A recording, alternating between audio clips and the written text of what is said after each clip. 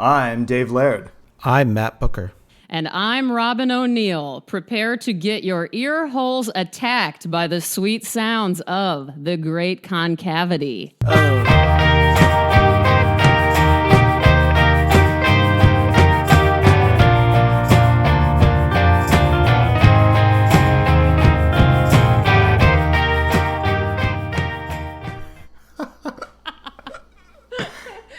Oh my God. Is that okay? Robyn, that's great. Love it. So as you can hear, we have a guest this week on The Great Concavity, and we are super psyched to welcome onto the show visual artist Robyn O'Neil. Robyn, thank you for coming on the show. It's my pleasure. No problem. Thank you guys for having me and for using my image. Yeah, and also it's cool because we get to thank you in person for you allowing us to use that. So every episode we thank you, and now it's like we get to say it in person, sort of, as in person as Skype is. So, thank you, Robyn. Yeah, no, my pleasure. You don't have to thank me every time, by the way, but I appreciate that you do. Now I'm going to expect it from here until the end of the podcast. Yeah. Oh, naturally. Well, you know, when Dave and I were talking about an image for the podcast for The Great Concavity, I had no idea what we would do outside of just like a map. And literally, like, the first thing he showed me was one of your drawings. And I was like, that's it. That's perfect.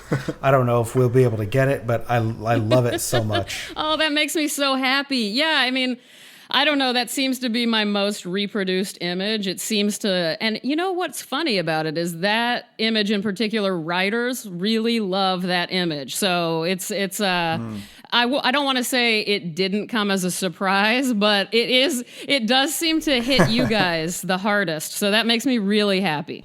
Well, that's interesting because it's really not that abstract. You know, it's pretty straightforward of a guy sort of balancing over this great chasm, you know. Yeah, it's like a concavity, actually. So thematically, it works really well. Oh, that's why you chose it. See, I didn't even think about that. Sort of. Yeah, that that makes sense. Also, it's like one of my favorite images in the history of art. So it was pretty easy, like, first choice when I thought of it. Wow, thank you, Dave. You're making me feel good. And by the way, it's actually up right now, and it never is because drawings can't be up at museums for very long because they're so susceptible to light damage.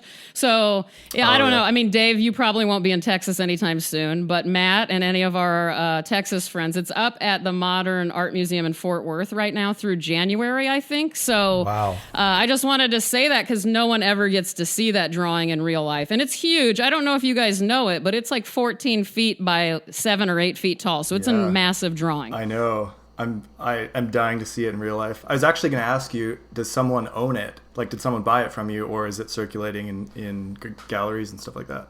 Yeah, luckily that museum in Fort Worth bought it. So the Modern owns it, which is the ideal situation. That was kind of my dream place for it, and it ended up working out years after I showed it in a gallery. So I was patient, and it ended up going where it needed to go. So I'm really happy about that. So you'll get a chance to see it at some point for sure. Oh, I'm going. I'll be up there. And my mom lives north of Fort Worth, so I'll go through there in the next couple months for sure and stop and go in there. That's great. I will be able to see it. That, like I said, that's kind of my home turf. Yeah, me too. Matt, you should take a picture of yourself with it when you're there because The Great Concavity is now on Instagram, and we can Instagram a picture of you with. There you go. And that'll be wonderful. If they allow pictures. I haven't been there in a long time. I know that's true. The Kimball allows photos. Have you been there lately, Robyn? Do they allow photos there? Yeah, but I don't know if it was because I was there with my parents and it was my drawing, or like I think they might have just been being nice to me about it. But like put me on the phone and we'll make sure you can get a selfie with it. I love the drawing. I can't wait to see it. I know a lot of your work is like really huge, and I want to ask you a little bit about that before we sign off today. I want to ask you about like the form factor, like what is the thinking behind that? Yeah, do your thing. Whatever you guys want to know in any way, I am here for you today. Well, we're just kind of jumping in. We're kind of coming at it sideways here. So I want to back up and say the first time that I heard about Robyn O'Neil was in The Believer, and I subscribed to The Believer for years, going back to issue number 1, and I always loved their interviews. They had an interview in 2004 with David Foster Wallace, Dave Eggers. Right. They had an interview in 2008 with Robyn O'Neil. Oh, And it really didn't do justice to it without showing some of your work in there, though. There was like not much visuals in that interview. So I went and looked it up, and I was blown away because it was like pencil drawings, right? That's your main material, right? Is a graphite pencil. Graphite on paper. Yeah, that's pretty much it until very, very recently. It's all been a mechanical pencil, a 0.5 and a 0.3 on paper, and that's it. So even the big ones are all really obsessively made. And yeah, really hard to reproduce. And so it's hard to get that from any reproduction, really. I have every artist has that difficulty of really presenting their work when someone's not in front of it, but it's in different degrees, and I think my work really is especially challenging to really see properly on like a little 3-inch JPEG like you're seeing on your computer compared to the big thing is a whole different thing. Not that I'm complaining. I mean, either way, it's fine, but it is kind of, it's hard for me to explain it without people seeing it sometimes. Yeah, that's so funny. How long would that take you, Robyn? Like a piece that large? What's kind of your timeline? Let's see. Those pieces around that time that were that big took about, I would say, 4, 5, 6 months. That one probably about 5 months, I think. Yeah. And that's like 40-hour work week kind of thing? Oh, a lot more than that. 80, wow. 90, 200. Yeah, Crazy. there was a long time in my life that I really didn't do anything but work, and it was usually 18-hour days for about 12 years there, and I really was isolating in a really bad way, which is what made that work possible. But now, as a more kind of healthy human, I see that as a problem, but that is what it was. I was just a real mess, and all I did was draw and never took days off. So I'm kind of getting back into that, which scares me. Oh, yeah. Right? Yeah. And listening to like okay. super dark minimalism, like Max Richter and stuff like that. Exactly. No, one would think that's what I would be doing. I do that, but when I'm making these drawings, what I do is obsessively watch like Beverly Hills 90210, Dawson's Creek, Felicity, Howard Stern Show. So the exact opposite of what my work is. Yeah. Is Form and what content. Yeah, there you go. So that's kind of what you're asking about. And that'll be a good link when we start talking about David Foster Wallace and Infinite Jest and MASH. Like that's a big part of, that's how I work. I wouldn't have made any of these if it weren't for my obsession with TV. I really do mean that. And then also too, like a lot of your older Instagram stuff is about Oprah. Like you Photoshop yourself into images with Oprah. And I kind of wanted to ask you about that because it's so funny. Like you're a baby that Oprah is holding and stuff like that. Oh yeah, I love that one. Yeah, there was I don't know why I haven't done that lately. You know, when I was a kid, I wrote to Oprah when she was more when she wasn't taken as seriously. I wrote to Harpo Studios. I have a postcard returned from her to prove it, and not from her personally, but from Harpo Studios, where I've always kind of been obsessed with her in a weird kind of love-hate way. Even when I was in 7th grade when I wrote to her, and I wanted to be on, and you guys are going to die. I wanted to be on because I wanted to be on a program where they would do something about kids who are obsessed with things. And at that time, I was obsessed with Leonardo DiCaprio on Growing Pains. Naturally. And who wouldn't be? I know, but I really had printed out like all of these photos, not printed out, I had stolen from the grocery store, like teen magazines, all these photos of him and put them in a binder and like laminated them and all this stuff. And then I would also put photos of him on top of photos of me. So I would cut out his head and put it on like my brother's head. And so I wanted to be on there about my obsession because I actually back then I even knew that my obsessive ways were probably problematic, and I think it was my way of reaching out for help, but I don't know why it was writing to Oprah. So anyway, for forever, I sort of had this link to Oprah because of that, and I don't know why. I just made up this story visually on Instagram that I had kind of been maybe like I thought I was her girlfriend. It was very romantic, some of it. Like sometimes I was moving out of her house. Just based on whatever photos I had of me, I would stick Oprah in there or vice versa. So anyway, thank you for that. I hope that explains it a little bit. That's radical. Thank you. Yeah, You're welcome. Good. Robyn, I don't know if you remember this, but I sent you an email in 2011 just inquiring about prints and how to get prints of your work. And then we went back and forth a little bit talking about other contemporary artists like Jacob McGraw and John Rapalai and Frank Magnotta. Walton Ford we talked about, and a few other people. And it's so exciting to me that we get to have you on here, and you just happen to be a big David Foster Wallace fan, because I hold you to be one of my favorite artists of all time. So this is fantastic. Oh, wow. Thank you. It's so funny because I hadn't remembered that until this week preparing, when I was looking for your email. Yeah. And then I go, oh, yeah, we totally had that talk a long ass time ago. Yeah, so it was like 4 years ago. Yeah, that makes me so happy. I know. And we've gotten closer on Twitter and Instagram and stuff throughout the years. But I'll be honest, it slipped my mind until recently. But then I remember it all came back. I just didn't put you as that same person I was talking to. Yeah, connecting the dots now. Hey, it's all coming together. And Robyn, didn't you used to live in Austin? I didn't, but I lived in Houston for over a decade. So I never lived in Austin, but I've spent a lot of time there and in San Antonio. Most of my adult life was in Texas. A lot of people come and go throughout Texas, but it's rare to meet someone who grew up here and then left and is successful. Yeah, that's funny. You know how we have that connection? That's funny because this will lead us right into how I got into David Foster Wallace and why I've forever been obsessed. My best friend, I call him Eric, but his official writer name is E. Tyler Lindvall. And he's my reason for getting into David Foster Wallace. He's taught me a lot about different writers, but I was sort of an asshole about contemporary literature, to be honest with you, until Eric challenged me to read Infinite Jest with him. And so we kind of did this book club from different cities when I read it. And I'm really indebted to him because I really only read dead writers up until that moment. For real, I'd only given it I think I'd only read, Cormac McCarthy, and maybe I read like one Donna Tartt book, and that was about it for anyone living. And so I was kind of resistant to it.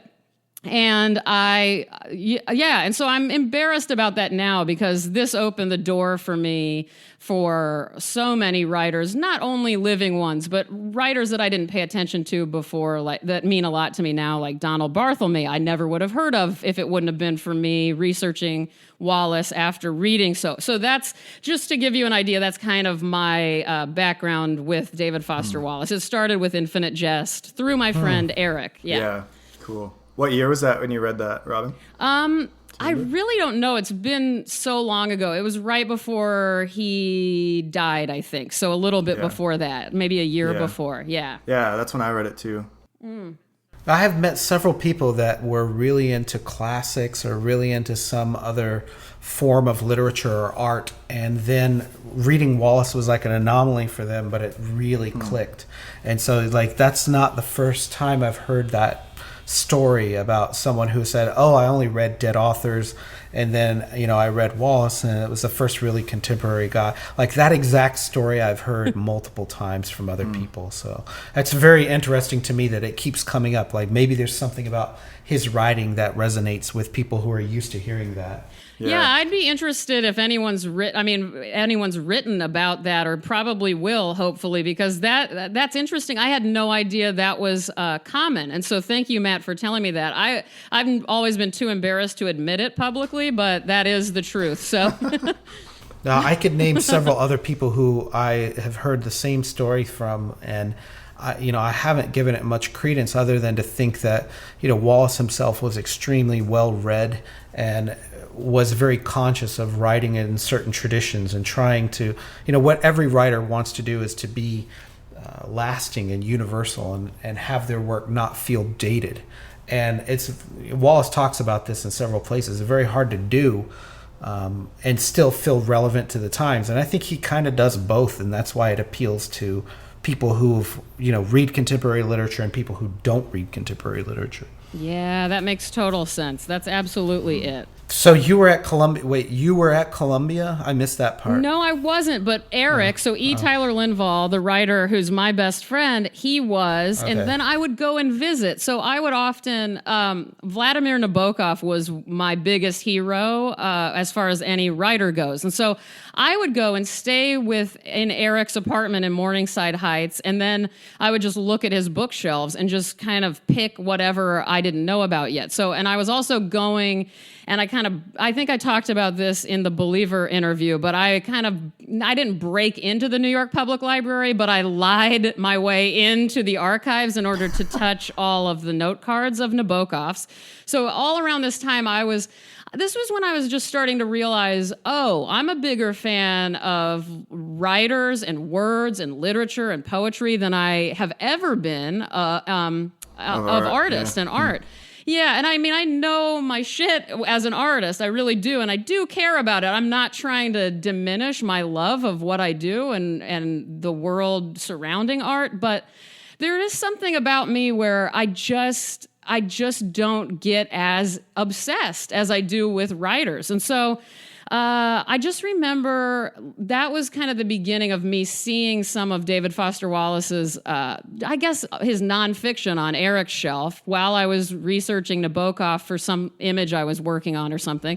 And so that's how the Columbia connection goes. I had a big thing on Twitter. I just have to interject this story I had a big thing on Twitter about how I identified with people who pronounced Nabokov the same way that I did. Sort of like Nabokov or something like that? No, I see, that's the Sting way. And I don't like that song, right, where he's like, he says Nabokov. I don't like that.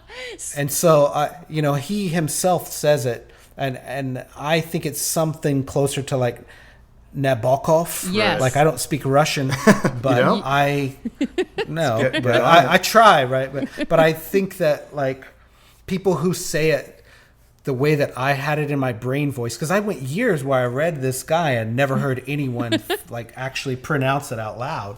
So then it was very jarring for me to hear someone pronounce it in a way that I just didn't think that was the way, like the Sting song. And so I was like, that's not the way.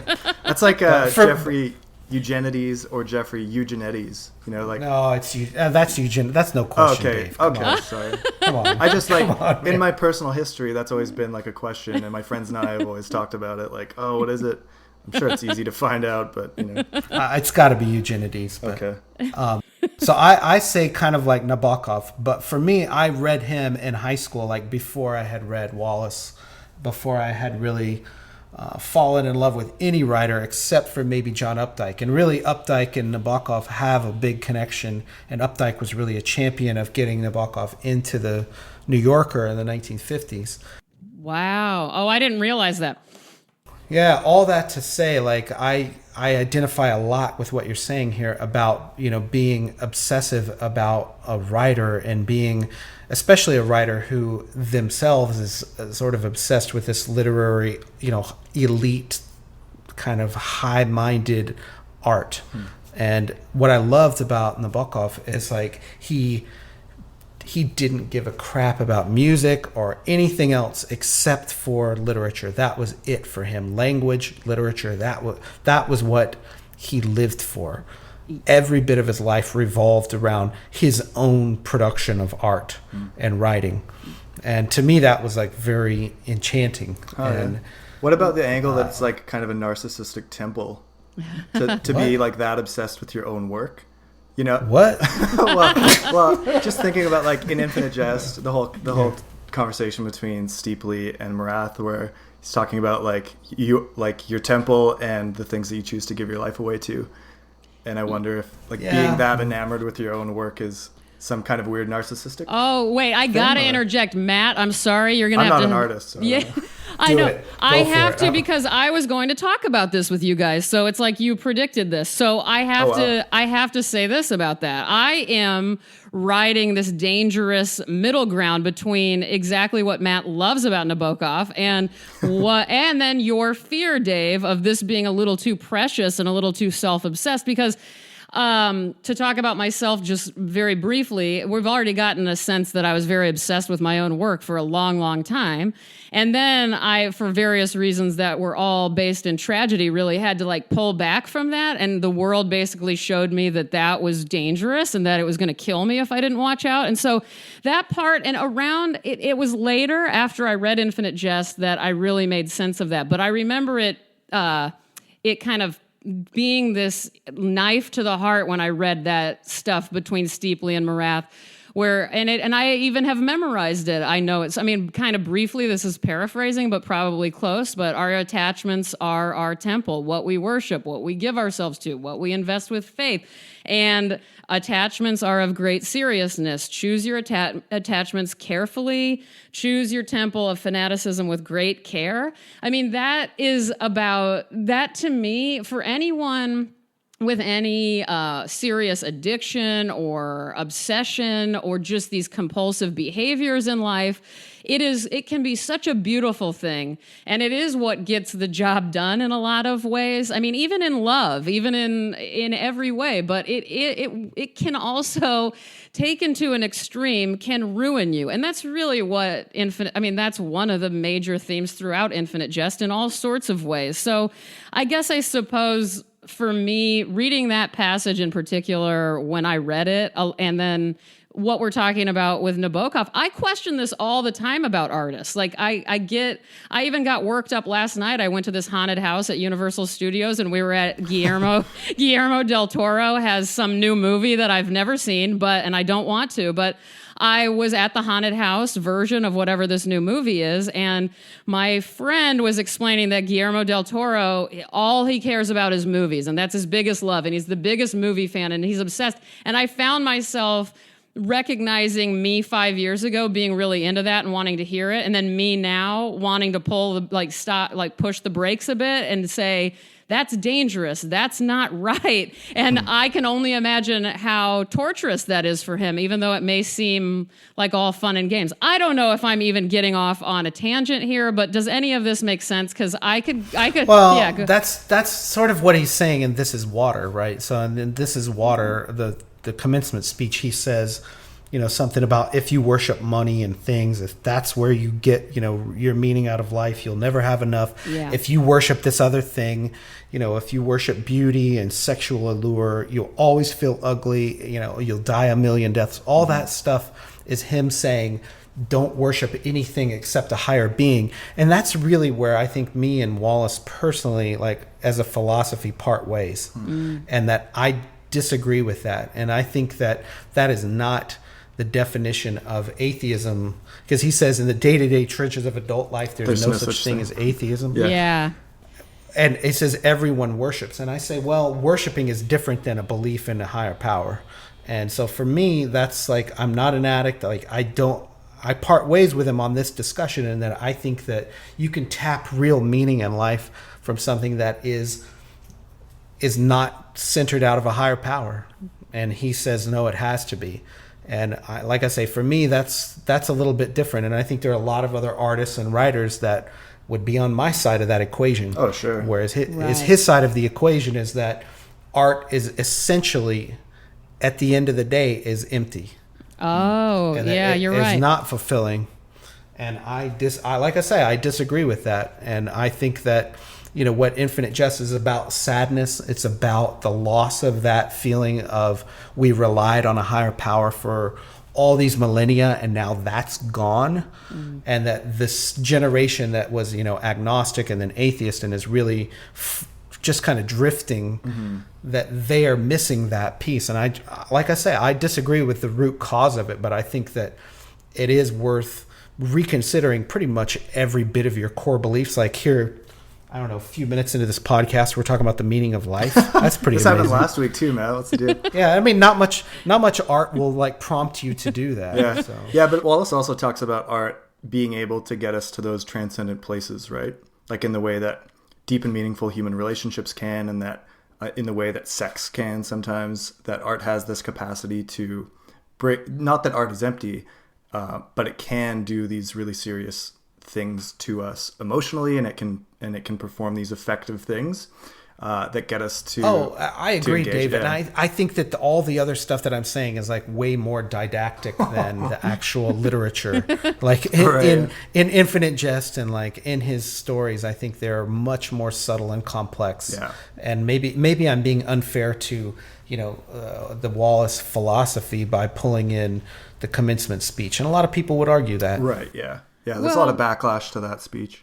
Yeah, and I don't know. I mean, I appreciate hearing your thoughts on that, and it actually puts it in. I haven't thought about that speech in a while, and I'm just thinking. I've been really thinking about Infinite Jest lately, and especially preparing to talk to you guys. Just thinking about what was it that changed things for me, and it has a lot to do with this attachments and fanaticism and the MASH. Everything with it's Steeply's father who's obsessed with MASH, right? I just want to make sure that because it's been a while. Yeah. Is it not Joelle Van Dyne's father? God, I don't think it's hers. No, because he's obsessed with her, right? Like he has a sexual fetish about. Yeah. About Okay. her. Okay. Yeah. I think it's Steeply. Yeah. I was just looking at this the other day. Well, okay, so I just didn't remember whose father was obsessed with MASH, but I just want, so again about all of this, I do think often, at least in Wallace's fiction, these obsessions do tend to cause the world to crumble around people. And so that's what I'm kind of thinking about with this. And I think when I read it, I'm so obsessive. And I am so, also the other thing I love about Wallace is his TV. Anything he writes about TV or talks about TV is something that kind of kicks me in the face a little bit because it's so how I am too. I have to put it aside or that's all I'll do, just like him. But this thing about whoever's father it is being obsessed with MASH, it really did a number on me and called into question so much about how I ran my life and really how I allowed my brain to run me as both a human as an artist and as an artist. And so ever since reading Infinite Jest as a whole, and in particular this attachments thing and MASH, it really has had a massive impact on how I treat my day-to-day life, which I know that sounds really dorky to talk about how I changed as a result, but I really put each moment kind of into question because I just get so severely preoccupied with things and people, whatever it is, and it changes from, month to month. And so I don't know. I just started to watch myself as a result of the destruction that's caused by all of the obsessions in Infinite Jest in particular. And I can honestly say that I ended up being better as a person, as an artist after reading Infinite Jest a couple of times. And I don't know, it is specifically because of that. That's not the only reason I love Wallace, of course, and it's not my only reason for reading it, but I don't know. I'm just more thoughtful because of David Foster Wallace and because of his interviews in Infinite Jest, if that makes any sense. It does, yeah. So for you, Infinite Jest was kind of like a mirror in some ways. That Wallace is saying, like, here's what things really look like. When you dig in. It was, and I guess it was a mirror, but it was also a magnifying glass on the kind of obsession with details, and it just I don't know if I'm saying it right. A mirror is probably a better way to say it. Yeah, I mean, I saw myself in way too many characters. It was, and I'm sure a lot of us do, or maybe some of us don't at all, and those are the lucky ones. Maybe, I don't know. Did you see yourself in Randy Lenz by any chance? Let's hope not. No. What? Not at all. But if we could go back to this TV thing right quick, because I struggle with this, and I think the technology of it has gotten better. With Netflix, and there's shows that are out where you can watch you can just binge watch in a way that you could not do even 10 years ago. Yeah. And I struggle with this now because I have small kids. I don't get out to the movies very often. I don't have a lot of free time to sit and watch TV. And I try to spend that time reading books most of the time, but that sort of alienates me from a lot of the popular culture where even really smart people are saying like, oh, you should really watch this show and watch this other show and watch this other show. And there's just like an infinite amount of popular entertainment that is actually really well done that I feel that's, I should be watching just to stay up on stuff. And then it feels like an obligation to keep up with it. And it's not that way with literature. Even with something like Elena Ferrante. Have either one of you read the Elena Ferrante books? Mm-mm. No. That was a big sensation in publishing the past year or two. Or the Knausgaard books. Have you read the Knausgaard? No, I'm No. weird. Right. I'm weirdly don't want to. I don't know what my problem is. I'm really resistant. It's weird. No, but it's just an example of it's a much lower bar to entry of watching, Breaking Bad or Mad Men or Game of Thrones. Yeah. It's much more say, oh, well, I had 2 hours to kill and I went and watched, 2 episodes and now I'm caught up. Mm-hmm. It's like, you can't do that with these books, even if they're a sensation and they're a big deal. And a lot of people, in New York are talking about them. In my day-to-day life, that's not really what is dominating the culture. It's TV. It's still TV and movies. Yeah. And so I think that's what Wallace is tapping into there with the ability to binge watch things, the ability to obsess over them it's a higher quote as compared to literature. Is it really in danger? And I think maybe a little bit it is. Yeah. No, I totally agree. And this is also, I just keep admitting embarrassing things, but when I was reading Infinite Jest, there was a Real Housewives of something on that I was really invested in. And then a lot of my friends were talking about it. We knew all the people in it and it was kind of getting crazy. And I cannot watch any of those shows after reading Infinite Jest because I am a little more careful. Now, this is different than the things I have on my TV when I'm drunk. I kind of have a weird thing where I just need to hear people talking when I work. And so I'm being productive when I watch TV because it's just what keeps me going in here. But Right. In my free time, ever since reading this book and hearing Wallace in interviews, I do notice myself being more critical of TV when I was, and he always loved it and was critical of it. And didn't he remind me, you guys, didn't he kind of predict, I'm sure everyone predicted what would happen with TV, but I remember him talking about how much crazier it's going to get. And even with porn or something, what is that I'm remembering?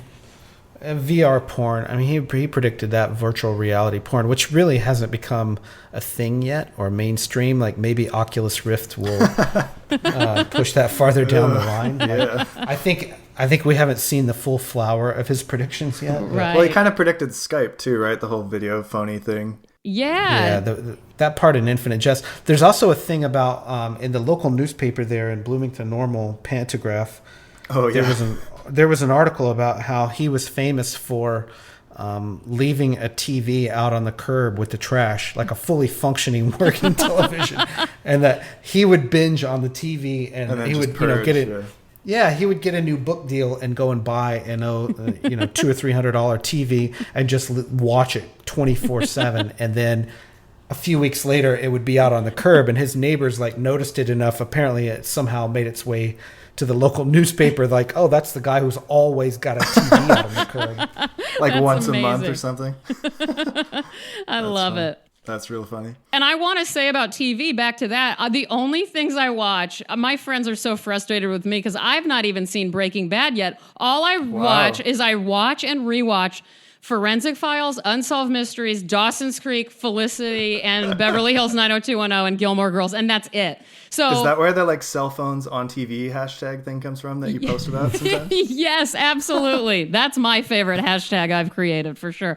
Yeah, that's tight. I love seeing really weird, scary cell phones are always on the crime shows. So I like crime shows. I like it either as dark as possible for TV shows or just ridiculous teenage dramas. So but seriously, Matt, continue doing what you're doing. You're doing a good thing. You don't need to watch more TV shows. Just ignore all of us. Yeah. No, I'm gonna step my game up someday when 20 years from now I'll catch up. But we haven't even really talked about Robyn's podcast yet. I just realized we haven't even talked about you reading stuff, and I've got to ask you your impulse behind that of just saying you're gonna read stuff into a microphone and record it, and I want to put this out there. Where did that come from? Set to like a sexy R&B kind of beat in the back. Oh my God. It's right on. I love it. So wait, before you answer, I have to say, anyone listening, Robyn's podcast is called Me Reading Stuff. If you go on iTunes, you can find it under Me Reading Stuff. Thank you. Robyn O'Neil. Thank you. Yes. Okay. I'm so glad that you plugged it. I've never had more fun doing anything than this podcast, for real. So as long as I've had here's how it started. As long as I've had an iPhone, which I got the first generation when they first came out, and always they had the voice memos thing on there. So I immediately started using the voice memos thing as a way to communicate with people, because often I don't have the time to write a good long email response to someone communicating with me, because if I'm awake, my hands need to be drawing all the time. Like, I don't need to be typing. I really need to use these hands to draw. And so I was always frustrated and getting behind on emails. And so for me, I just started to record myself while I drew. So my emails would be just audio of me talking back to people while I was being productive in the studio. So that's also kind of a part of why I'm so comfortable recording my own voice like I do for Me Reading Stuff in these sort of like monological ways. This is how I've always spoken to people. So that, and I do have a long-standing love of the radio format. I don't want to get into it too much, but I was on the Howard Stern show once. I don't know if you guys know that and are just trying to... Yeah, I was going to bring that up. Yeah, I know. I didn't know. Most people are too afraid to bring it up with me because they're like, I don't know if she wants to bring this up. But anyway, so long story short, one Saturday morning this summer, I had read a Wallace Stevens poem called The Man on the Dump, while I was just like drinking coffee, eating breakfast, and I just broke down. So I had a full-on moment where I couldn't stop crying over this poem for some reason. And without going into too many details, that morning I just decided out of nowhere to start a podcast because I wanted to share that poem with the world somehow. So that's what I did, but I didn't know what I was doing because I'm not technological at all. So I just searched like how to do a podcast, which brought me to Podomatic. And then it said, what is the name of your podcast? And I just wrote in as a joke, Me Reading Stuff, kind of being funny. And then I thought, oh, well, I can always change that if I want to down the line. But pretty quickly I realized it was the ideal name for what I'm doing. And it mimics my podcast, like clumsiness and lack of sophistication and directness. So I do love my title. That's probably my favorite thing about it. So that's kind of how it started. Does that make sense? Yeah. I mean, do you read stuff that does it correspond to your everyday life, or are you now looking for stuff to put on the podcast? You know, I had a collection of, every time I read any book, I have a pencil inside of it and I do a very elaborate note-taking things, and then I transcribe everything I highlight with a pencil into my computer. So I always have any passages that I love, I have them easily accessible in my computer. And so I have probably a backlog that if I did this like I do twice a week on the podcast, I will never run out if I do this. Wow. But that being said, I also am open. Sometimes people will send me things that I either like or don't like. And so it started, and I'm learning a lot more about poetry because of the podcast. So I don't know a great deal about poetry. I know what I like, and I'm like self-taught when it comes to literature and poetry at all. So I never really took a lot of classes. This is just me kind of gravitating towards what I love. So, but usually in the morning when I record, I honestly just like look at whatever I just read, or I'll just search and remember something on my computer that I loved from some book I read or something. So that's kind of how I do it, really, really casually and naturally. Cool. And you recently just read a Wallace short story from Brief Interviews with Hideous Men, a radically condensed history of post-industrial life. How was the response to that? Yeah, it was really great. And I wish I could read more David Foster Wallace on there. But again, it's only because he is normally not that brief. And concise. And so it was wonderful. And the crazy part about that is I've been on Twitter for quite a while, and Twitter is my favorite social media form for sure. And I got I've never had so many Twitter like retweets and likes as I did when I posted, I took a photo of the page of a radically condensed history of post-industrial life. And everyone, I don't know, people really responded to it. And that last line, one never knew, after all, now did one, now did one, now did one. It's like, it's tattooed inside of my heart. It really is. It's just one of the most beautiful moments that I've ever read. I really do mean that. So I'm really close to that piece. I love that piece. And people really liked it. So that was nice. Cool. Yeah, I was thinking about that piece this weekend because I went to 3 Halloween parties, and they really prey on your ability to have like normal human social interactions. And you know, that's what that story is really about. And like, it's like 100 words long, but it's really about like, how do you come across as like, oh, I'm a cool, interesting person, but I don't want you to think that I'm trying to be a cool, interesting person. And like, it's just such a social minefield to have any basic, you know, human interaction with someone. And it usually ends badly if both people are that self-aware. Yeah. So, I mean, and to me, it's like a struggle to fight against that kind of self-awareness. Like, don't be too self-aware. I mean, what's your take on that story?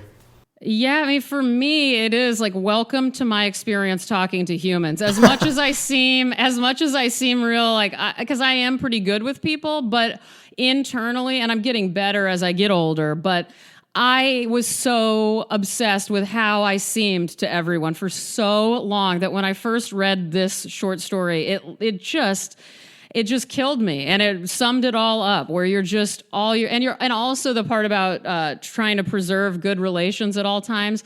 That's the thing too that I connected with and something I kind of see in Wallace in his interviews is, I've always said there's a Midwestern thing in this country about like, I have this kind of moral obligation to be pleasant all the time when I'm around people, and I don't know if Wallace ever really talked about it, but I sensed it about him too, and a lot of people. I mean, anyone. Actually, Canadians, by the way, yeah. You guys are that way as well. Yeah, we rock that vibe pretty hard. You really do, and so maybe it's just humanity, and I'm putting it into geographical regions. But I just, and this is, I don't know, it really stung me when I first read it, and it still does every time I do, because all I can tell you is that it's so difficult for me to truly be myself, and not now in life, not because I'm so insecure, because I am trying to build myself up a little bit more in those ways, and not be so focused on myself actually, but because I want things to be okay when I'm out with people, and I'm so focused on that I can't just be cool or natural, you know, I just can't. And so it's just, I don't know, that's a really beautiful... Well, that problem of preserving human like interactions and preserving like normal day-to-day civilization in a way, you know, I'm seeing it with raising kids. They don't have that built in. Right? Yeah. That is not hardwired. It's not something you're born with. And in fact, your parents are horrified that you don't have that built in, and that it's something your parents just beat into you. And really, I'm struggling with trying to teach my kids manners right now, because I feel like I've totally slacked on it. And it's not just manners. It's almost like sublimation, right? It's like, if you think someone's giving you a bad piece of food, don't tell them it's bad, like lie about it. And like, that's a good case to, like, you have to teach a kid that. The kid doesn't know that normally. And it seems really counterintuitive to the kid to preserve these relations. Like, it's important. I still stick by it. I don't consider myself Midwestern or Canadian or whatever, but like, I still think it's super important to just like, that's what civilization is built on. You know, we can't throw that by the wayside. Built on white lies, polite white lies. Absolutely. And it's really hard to teach a kid that when you've tried to teach them, you know, not to lie. Be yourself. Don't lie. So it's like, okay, you can lie if you're lying to Nazis, you know, if you're harboring people in your house. You can lie if someone asks you how the food tastes if you're at their house for dinner. And that's like really the only 2 times when it's cool to lie, really, right? Yeah. It's hard for an 8, 9, 10-year-old to grasp that. But situational ethics. Yes, it's okay to, even if you don't like something, if you don't like someone, say thank you and smile and shake their hand and walk away. Like, that's important. And a lot of adults are still like opposed to that. Like, oh, he's a Republican, you know, F him. And I think that maybe we've lost a little bit of that. Just maybe it's slacker parents like me are part of the problem. That's the only problem, I think.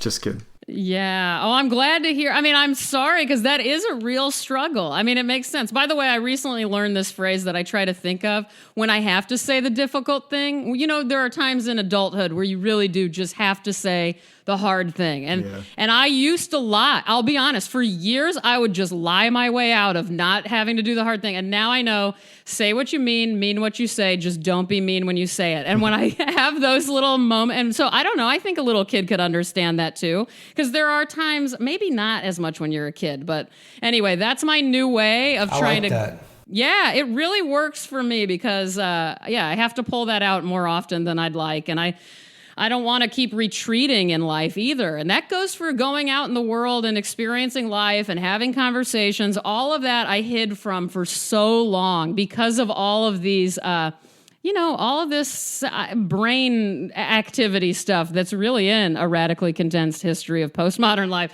So I'm glad you guys are into it as well. That's a great story. Well, and this gets to a question I wanted to ask you, and maybe this is my last question for you, but in terms of, you're an artist, you have a national profile, you've had tons of shows, a Wikipedia page. You're a public figure in a way, and my question for you is, how do you handle the criticism of random people that you want to read your reviews, or maybe you don't want to read your reviews because there's these people that just say mean things or they attack you? How do you handle that? Yeah, I used to hide away from all social media because it was so hard on me, and I would just go dark, and I never had my name attached to anything online. I never would speak out. And then now I really am 100% okay with people not liking me. I am not for everybody. I have a very particular loud type of personality, and I will just accept. And me now not caring as much has brought the right people into my life. Whereas before, when I was hiding out and kind of not wanting to deal with the real me and not wanting to accept that people didn't like me and my work and my personality, I did attract the wrong people then into my life. And now that I'm just kind of like balls to the wall, like I am who I am, it's totally fine. And then I just block people who start being rude to me, and it's no big deal. Internally, I'm just so much tougher. And I've really been through the ringer as an artist throughout the years. I've had all sorts of bad shit happen to me. And I've also caused a bunch of it. And so I think I'll be honest, I'm glad you asked me, Matt. I think I am extremely healthy in that way now, and I didn't used to be. So I guess I'm giving myself a pat on the back. I've gotten really good at just being, just owning who I am, which is really difficult, but I'm finally there, I think. Thank you for that. I'm really interested just in the way that people who are public figures handle that. Do you ignore things, or does it, increase your positivity levels or your confidence? And it sounds like you have a really healthy attitude about it, but I'm really curious because I think that it's changing a lot now with things like Twitter and, Amazon reviews and people that are just random people. You can have a direct interaction with a creator or artist that in a way you couldn't in previous era. Yeah. So I think it's a very interesting question. Well, thank you. And really quick, I know we're probably getting out of time, but that was part of why I did Me Reading Stuff, the podcast, is because I started to think I really just want to accept who I am and what I like. And every one of my artist friends and even writer friends are like, I can't believe you're not scared about what people will think about what you read, and they're going to criticize the stuff you like and all this. And I just don't care at all. Like it is what it is. I like what I like. I make what I make. And so I just think we all have to just continue to build up our core if we really want to be out there like this. And if we're not, people are just cruel, and people are cruel to me all the time. Like I get fooled a lot. Like I'll follow someone back and then they'll private message me some asshole comment. And I'm just like, wow. I know. So sometimes, don't get me wrong, I can get down about it, but I usually realize how stupid it is. And also, we all need to have a sense of humor. And so, that's the main thing, is that I have a really... Thank God. I would not be alive still if it weren't for the fact that I'm able to laugh at all this shit. Like, I just, no matter how down I've been in my life, I laugh really hard about something every day. So I think that's part of it too. Yeah. Well, I think that a lot of people I admire just don't take themselves too seriously, It's exactly. You'd be able to laugh it off a little bit and just say, whatever, you can go your own way. Yeah, that's it. Matt, are you asking about this because like your public profile as a result of this podcast has just exploded in the last No. This is more like I could bring this back to David Foster Wallace level, because I think he also had this, like you were saying, this Midwestern politeness where even people he knew that were gonna trash him later or be mean to him, he was unfailingly polite to them up front. And he didn't read a lot of his reviews, and he didn't go online and, join social media back in 2008. So, I mean, I think a lot of it was he was struggling with reviews. I mean, I'm just relating it back to Wallace. Yeah. No, that's true. So speaking of that, Robyn, you've mentioned Infinite Jest a lot, and you've mentioned brief interviews. Are there any other of his pieces that particularly resonate with you? Yeah, absolutely. Yeah, I think, what is it actually called? A supposedly fun thing I'll never do again. Is that the official title of the cruise ship piece? I never know. I get confused. It's not the original title. It's okay. Shipping Out. Shipping Out. That's it. Yeah. Shipping Out, which I read after I read everything after Infinite Jest. Yeah, me too. Yeah, Shipping Out really is on the top of my list. What else? Let me think. Oh, the what was it? The State Fair piece also. That really gets getting to away me. from pretty much being already away from it all or something like that. Yeah, you got it. Thank you. Thank God for you two. I know, like, I obviously did not prepare as well as I thought I did. It was called Ticket to the Fair, and Harper's called it Ticket to the Fair.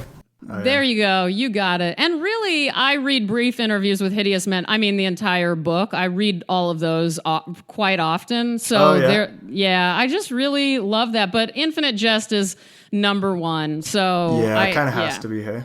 Yeah, it really does. And I recently read The Pale King, finally. I took my sweet-ass time on that one. But and I really got a lot from that, too. And I have, I know that would be a whole other podcast. But, so I really got into that as well. Cool. This is kind of an obtuse question, maybe. But, like, is there any way in which you think that Wallace's work has influenced your art at all? Or your process in doing work? No, the only thing is it's hard for me. Well, okay, here's the deal. With me, the way influences hit me are never direct. And so anything that inspires me, I'm sort of affected. It's almost like those things become clouds that are floating above my head, and they kind of rain down on me when I need the rain or something. It's very weird how it works with me. So yes, but not in any way that would make any sort of verbal sense. Does that make sense at all? Yeah, totally. Okay. Okay. So I know that's a kind of a terrible answer, but it's a really it's a genuine answer. So like, no, Hal and Mario in Condensed would never show up in one of my drawings, but in a weird way, the whole book is there, and also just the kind of dystopian nature of these of his fiction. Yeah, kind of. I guess it's sort of a part of it, and I don't know. So that's a good question, but There's something like eschatological about a lot of his writing, and I see that in your work too, right? Yeah. Just the end as kind of just a topic. Absolutely. And I was really into the nitty gritty of that for a while with my work. And now it's more kind of like what the world would look like if everything really was ruined. And that's what I'm dealing with now in my studio. So it's sort of this next step is you guys probably would hate the new work, by the way. My new work looks nothing like what you're used to. So I'm kind of terrified about that, to be honest with you. No, the new work's great. It is very different. Like it's totally different format, but and color. There's color now. Yeah, there's color. I'm looking at some primary colors right now that you haven't seen yet, and I'm mortified myself. So I don't know. We'll see. We'll see how this will go over. Yeah, nice. When I asked you that question, I wasn't expecting you to say like, "Oh yeah, like all the people in athletic wear. Those are all ETA kids or something." Like, I wasn't expecting that. Like. No, I know you weren't. But yeah, I kind of wish I could describe it more. And that's something I'll try to do in the future, because it definitely did affect the quick answer is yes. He has deeply affected me and the way I approach my work. Mm-hmm. But he's also, because of Infinite Jest and Back to Obsession, it's also caused me to back up a bit about the obsessive working, which causes my work to look different in a good way, in a way where it's not so much me just kind of being like a natural, a compulsive worker. It's more about me being more thoughtful about what I actually want to put into my work, if that makes any sense. So philosophically, my approach to image making has changed drastically because of that topic. Very cool. Well, I was going to try to make a quick connection between, your drawings are so big, and most of the stuff that you're known for are these huge wall-sized drawings, and Wallace is known for this huge 1,000-page novel. Maximalism. But I read this book by Grayson Perry, Grayson Perry, the artist, called Playing to the Gallery, and he makes this argument that it says, what is art? And he's like, well, step one, it's really fucking big. and so he says, like, if you take a normal snapshot and just blow it up to like 8 feet wide, you could sell that as art. And I sort of love that. It's so great, and it's so right on. He's absolutely. I've got to read that book now because that's so true. And everyone just thinks blow it up, and actually, as sad as it is, it works for people. So it's confrontational that way, right? Yeah, it's confrontational, and it's just hard to do in a home scale. Like, you can't do that in your garage. It's just like print this thing that's the size of a soccer field. It's very hard to do, but I mean, maybe you can do it more now. But it's the same with writing books. Like writing a 1,000-page novel, not many people do. Yeah, I do want to say, though, what you don't know is that every single one of my pieces, even the ones that are bigger than that one that you guys are using for the podcast, they've all been done in second bedrooms in my houses and apartments. So, like, I really have never had an actual studio, so you can do it. I'm here to be... Well, most people don't, so they're not Robyn O'Neil. Most people don't. There you go. That's the thing. That's a good point. Maybe not. We don't want any more of me in the world, so it's probably better that that's not happening. That's impossible. Don't sell yourself short. Oh, thank you guys. You guys are making me feel better about myself as an artist today. So it's been fun to go back in time, and I don't think about these drawings a lot. And so I don't know. And I wanted to say also the reason I did have to pull back from the large stuff is because the tragedy was I lost a lot of work in Hurricane Sandy. And that's kind of... I lost a piece that took me 3 years to make called geez. Hell.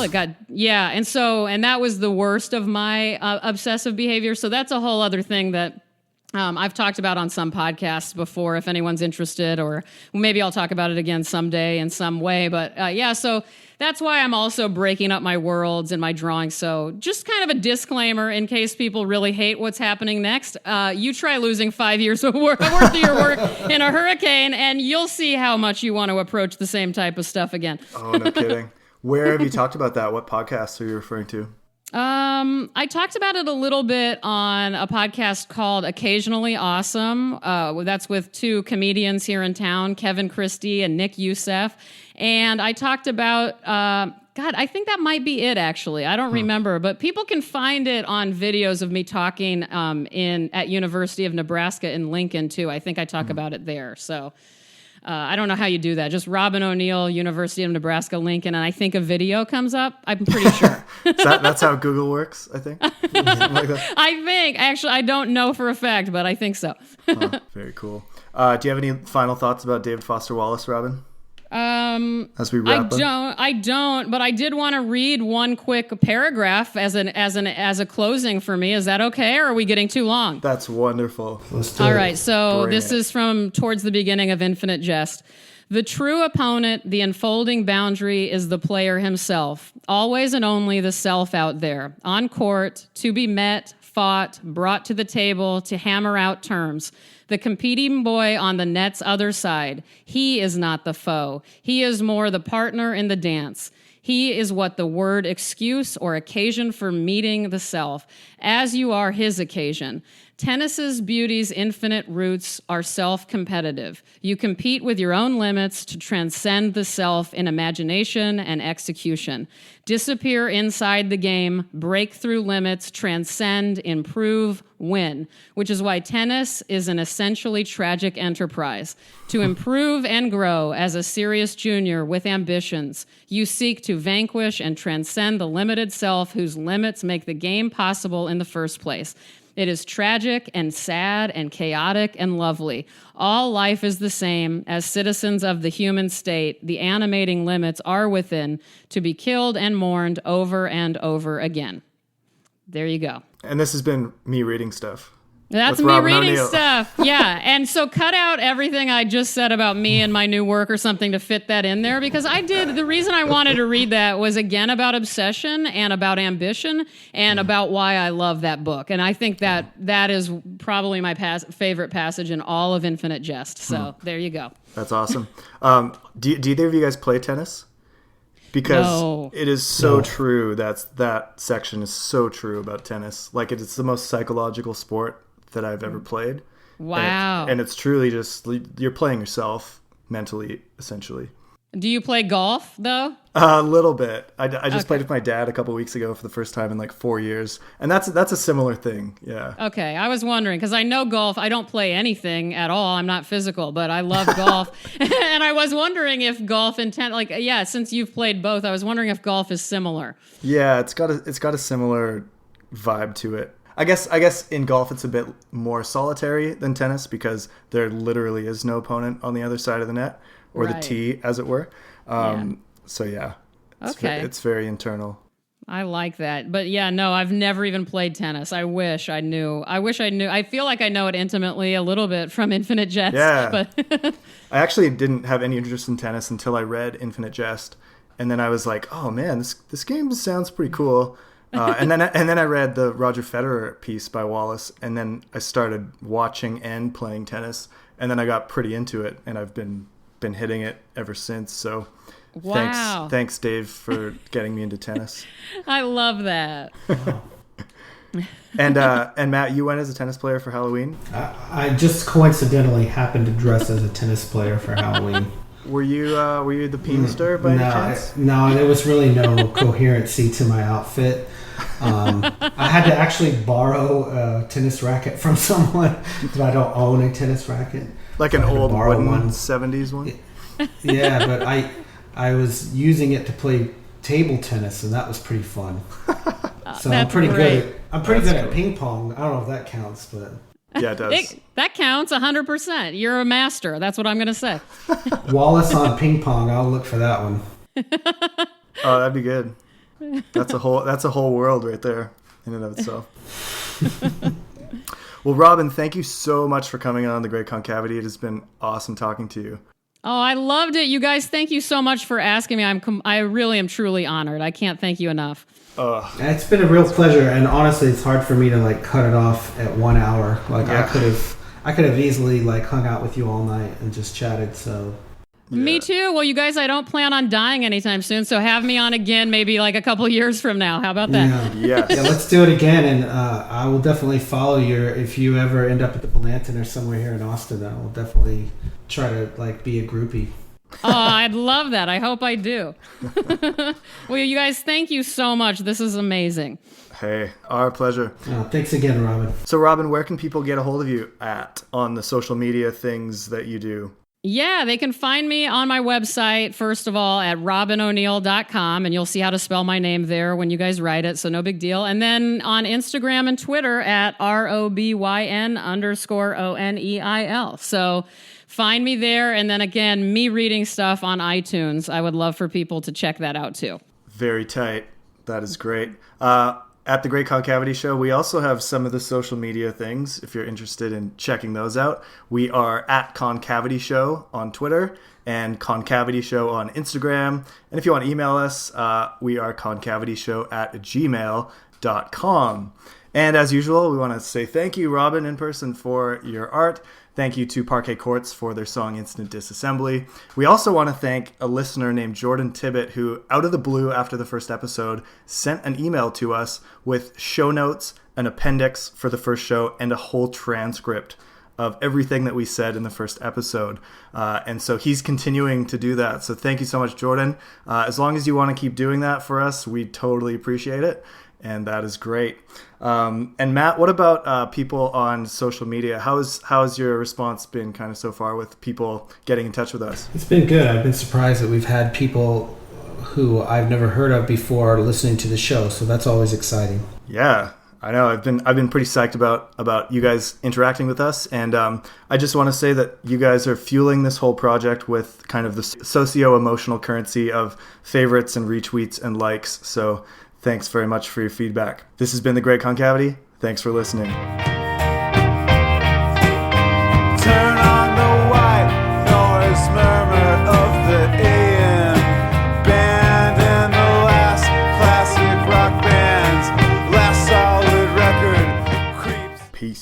Peace. Oh my God. That was great. Do we get to still talk? Should I hit stop on my record?